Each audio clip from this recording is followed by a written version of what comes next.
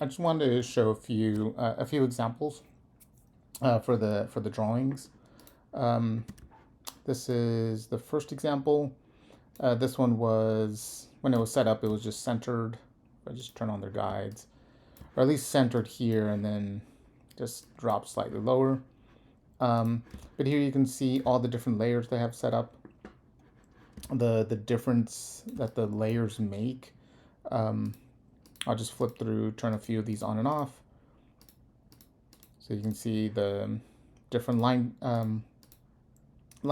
thickness and the differences that it makes within the drawing. Here, this is like a small little detail that if I zoom in, it just has a very light hatch in here. But then again, you can see the difference in the line thicknesses, line colors, how it makes the drawing read um, differently. And as I work my way towards the bottom, I can see like there's the ground hatch, there's a ground line that's a little bit thicker. I believe they did this one for a study for a design studio. You can see this is, it says light at 4 p.m. This is light at noon.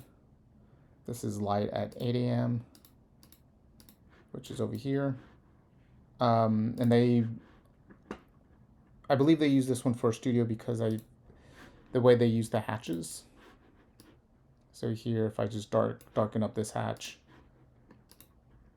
this is light at 4 p.m. So the way the light comes in, and then the rest of the room, just to show like the contrast. They didn't use this for this class. They must have used that for a different class. But this is one example. A different example here. Again, they just centered the drawing. These were the guidelines that they used to set up the drawing. They just centered it on the page. And here you can tell the difference when I go through different layers, how the drawing reads differently. Like that, you can tell a big difference between the lines. This one you can really tell the difference when they start to use the hatches. It looks like a completely different drawing. Different line thicknesses. That's a thinner line weight, and that's like the thinnest line weight there. But again, just different line weights and hatches. If I zoom in, you can start to see what a difference it makes. This is a third example. With this one, they centered it, but this was their basic guideline setup. So this had the one line center, but then they shifted it up a bit to leave a white space across the bottom, which works really well with this kind of a presentation. The way they set up their line weights is really simple. They just had the basic grid at the bottom, and then they added on to it by having just the first drawing of these pliers, and then the second drawing with the pliers that are open, and then having the grid underlay at the bottom. It makes the drawing really, really nice. This one they want as a elevation for their design. They started to use color. Again, the drawing itself is just centered on the page.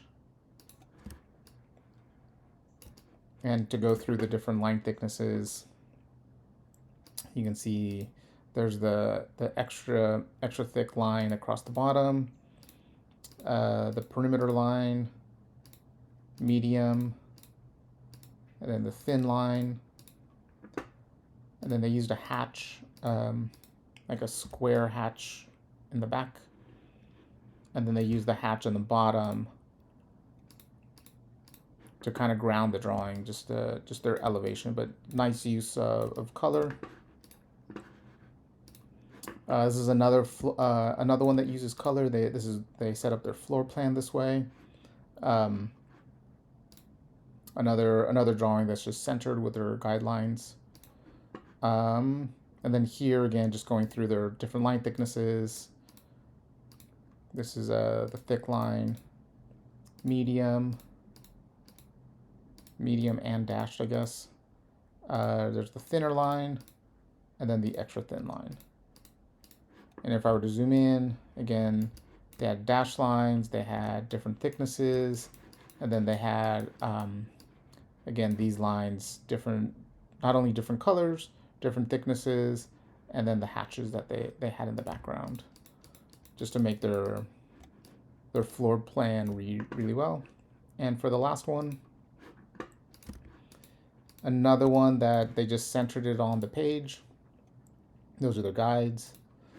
They used like a bluish color tone. Here's their thick lines, medium lines, dash lines, thinner lines, and the extra thin lines. The extra thin lines really make a difference. Like it reads okay here, but then once you add that hatch pattern, it really makes a difference. And if I zoom in, just so you can see the different colors and thicknesses, like you can see that one's just slightly darker. That one's darker, becomes lighter, but because it's lighter, they had to use a thicker line weight. Same thing here. This is like a medium kind of a bluish color tone, but then because of it, it needs to be the line weight thickness has to be a little bit thicker. But overall, it does read really well. And hopefully showing these examples helps out getting a basic idea of how using color and line weight helps the drawing, or all the drawings read really well.